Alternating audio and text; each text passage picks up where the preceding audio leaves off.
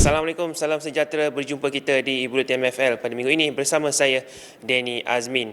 Untuk perkembangan pada minggu ini, sudah tentu sedikit kita mahu meninjau bagaimana pasukan-pasukan mengadaptasi corak latihan sepanjang bulan puasa ini. Jadi apa kata, saksikan laporan yang saya sediakan. Hadiran bulan Ramadan sememangnya menjadi satu cabaran kepada pemain-pemain dalam mengekalkan tahap kecergasan bagi hadapi aksi yang kompetitif. Itu juga kepada pengendali pasukan yang perlu memastikan semua pemain berdisiplin dalam mengikuti cara pemakanan yang ditetapkan sepanjang Ramadan ini. Pihak Buletin MFL sempat menemubual penolong Ketua Jurulatih Selangor Nizam Jamil dan Ketua Jurulatih Sabah Dato' Ong Kin Swee tentang perancangan mereka bersama pemain. Saya rasa tak banyak beza lah dengan pasukan-pasukan lain. Yang kita punya preparation is more ada perubahan dari segi jadual sajalah. Mungkin kita akan training di malam hari jam 10 kan, and then mungkin di siang hari kita tak ada plan apa-apa, but it depends on the situation. So, mungkin siang kita ada banyak sebab kita ada 4 game sepanjang bulan puasa. Tapi secara kita ada dietitian dekat sini, kita ada nutritionist, kita akan banyak communicate dengan our nutritionist how to get the best from the players and from everyone as well. Pemain-pemain import yang pertama kali bermain di negara yang liganya berjalan di bulan puasa, di mana pemain-pemain lokal berpuasa dan mereka terpaksa bermain jam 10, mungkin tidur jam 2, dan jadual dalam satu bulan tu akan sedikit berbeza kan. So kita akan banyak saya convince them or try to nasihatkan mereka apa yang patut, apa yang tak patut, dan bagi mereka sebanyak mungkin maklumat tentang apa yang bakal kita lalui sepanjang Ramadan nanti. Berdasarkan pengalaman, I think Coach Michael pun dah design training yang baik untuk kita semua. The coaching staff semua kerja keras untuk dapatkan the best from the players. So I don't think so perubahan jadual ataupun perubahan tabiat makan kita sepanjang bulan Ramadan ni akan menjadi isu utama. Ada sedikit, tapi kita rasa kita boleh cope dengan situasi itu. Banyak aspek yang perlu kita fikirkan. Pertama, bukan sahaja daripada segi waktu, tetapi pemakanan, ya, di mana banyak perubahan yang perlu kita lakukan. Kita tahu puasa untuk pemain-pemain yang beragama Islam, dan pada masa yang sama kita mempunyai pemain-pemain yang tak berpuasa seperti pemain-pemain import. Jadi waktu pemakanan akan berbeza, dan apa yang kita makan pun itu merupakan salah satu faktor yang paling penting. Kalau kita bermain pada pukul 10 malam, berbuka pada 7.30, jadi jurang waktu 2 jam setengah tu kita harus pastikan pemakanan yang betul, di mana kita tak boleh mengambil makanan-makanan yang terlalu berat, ya, di mana di situ akan pasti memberi impak yang berlainan pada setiap pemain. Dan juga pada waktu permainan kita terpaksa berlatih pada waktu yang sama dengan waktu perlawanan di Semenanjung dan juga di Kota Kinabalu. Jadi ini semua beberapa perkara yang perlu kita rancangkan dan adapt pada pertukaran yang akan datang pada bulan puasa nanti. Kemungkinan mereka hanya bersama ketika semua pemain berbuka puasa bersama. Tetapi pemakanan pemain yang tidak berpuasa ataupun yang bukan beragama Islam akan melalui proses yang sama, di mana breakfast, lunch, kemungkinan high tea. Ini terpulang pada waktu latihan dan waktu perlawanan kita.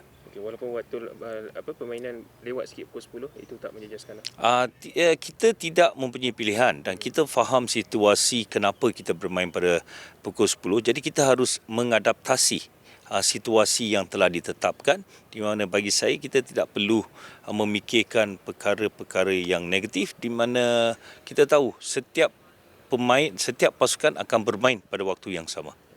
Aksi minggu ketiga Liga Super menyaksikan beberapa perlawanan menarik, terutamanya antara dua juara musim lalu, Kuala Lumpur City dan Johor Darul Takzim di Stadium Bola Sepak Kuala Lumpur. Kemenangan yang berpihak kepada JDT melalui keputusan 3-0 memberikan kepuasan tersendiri kepada pengendalinya Benjamin Mora, dan mereka kini bersedia meneruskan rekod cemerlang apabila berdepan Terengganu FC Ahad ini. Well, I told you before, the story doesn't count too much for me. This was only one game that we wanted to do our best. We wanted to play after a long stop of not playing, and we performed our best. We fought, we scored the goals, and I think everyone did a good job. I'm happy for the 3 points and happy for the clean sheet. Terengganu is always a tough team. We know the the difficulty that they bring into Sultan Ibrahim when we play them. So we're going to be resting today, and tomorrow we're going to start training to see what we can do to perform the same and continue the good run. Dalam perlawanan itu, Baxter da Silva meledak 2 jaringan sementara satu lagi gol disumbangkan Fernando Forestieri. Sementara itu, kejutan terbesar berlaku di Stadium Majlis Bandaraya Petaling Jaya apabila PJ City menang selesa 3-0 ke atas Terengganu FC menerusi hat-trick yang diledak oleh Darren Lock di separuh masa pertama. Ketua Jurulatih PJ City, P. Maniam, akui terkejut dengan kemenangan itu malah tiada sesiapa yang menjangkakan mereka mampu menang ke atas Terengganu FC melalui jurang jaringan yang besar. Saya amat terkejut dengan keputusan yang kita dapat 3-0. Nobody expect this result, but we show that with determination, with good characters, kita boleh nampak kita dapat peluang, kita make use of it, and we are leading 3-0. This is something which great for PJ City Club, and our owner Tan Sri Vijay Iswaran is here, and this 3 point we give it to him, and it was fantastic to see the players' commitment. Of course, very happy. It's what we deserved. The team, everyone in the whole team was outstanding. Our defence didn't give Terengganu a chance. So of course I'm happy with the 3 goals, but the 3 points is even better. Yeah, of course we've played 4 games now, and I think you can see we look sharper tonight. Terengganu were missing something. It looks like they need time to gel, but they're a very good team, and I'm sure with a few more games they'll be right up near the top of the table. Ini merupakan kedudukan Liga selepas 3 perlawanan dengan JDT serta Kedah masih berjaya mengekalkan rekod kemenangan 100%. Manakala beberapa pasukan seperti Selangor, KL City, Penang, Melaka United, Sarawak United, Seri Pahang dan Terengganu masih mencari-cari kemenangan sulung untuk musim ini. Setakat ini saja Buletin MFL pada minggu ini, dan jangan lupa untuk terus ikuti segala perkembangan terkini di media sosial rasmi MFL seperti di Facebook serta Instagram. Sampai kita berjumpa lagi.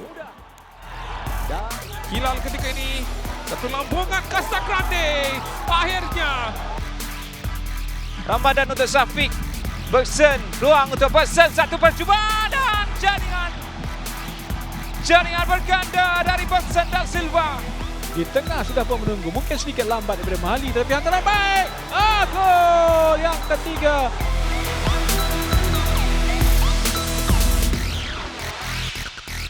Download aplikasi Shoot sekarang.